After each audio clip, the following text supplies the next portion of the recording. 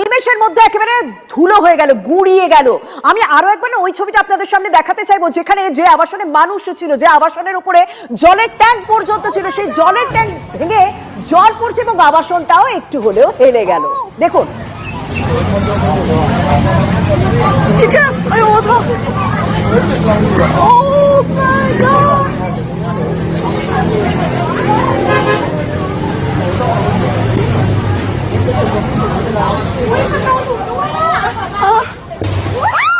এ তো মায়ানমারের ছবি দেখলেন, যার প্রভাব থাইল্যান্ডে পড়েছে, আমাদের রাজ্যের বিভিন্ন জায়গায় পড়েছে, কিন্তু ভারতে কোথায় কোথায় কতটা প্রভাব অনুভূত হলো, আমার সহকর্মী কমলেশ আমার সঙ্গে রয়েছেন। কমলেশ, দেখো, মায়ানমারে অনেকগুলো ভূমিকম্প হয়ে গেল।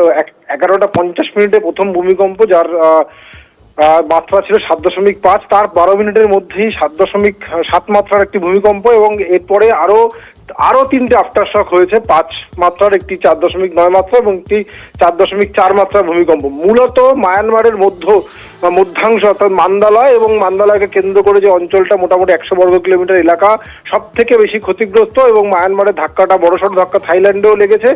আর আমাদের যে উত্তর পূর্ব ভারত, যেটা মায়ানমার লাগোয়া, সেই অঞ্চলে এখনো পর্যন্ত বড়সড় ক্ষয়ক্ষতির কোনো খবর আসেনি। তবে বড়সড় ঝাঁকুনি লেগেছে ওই অঞ্চলে, যেহেতু মায়ানমারের খুব কাছাকাছি, এবং একই সঙ্গে বাংলাদেশ এবং আমাদের পশ্চিমবঙ্গের যে উপকূলীয় তল্লাট, বিশেষ করে কলকাতা এবং 2 চব্বিশ পরগনা, হাওড়া, হুগলি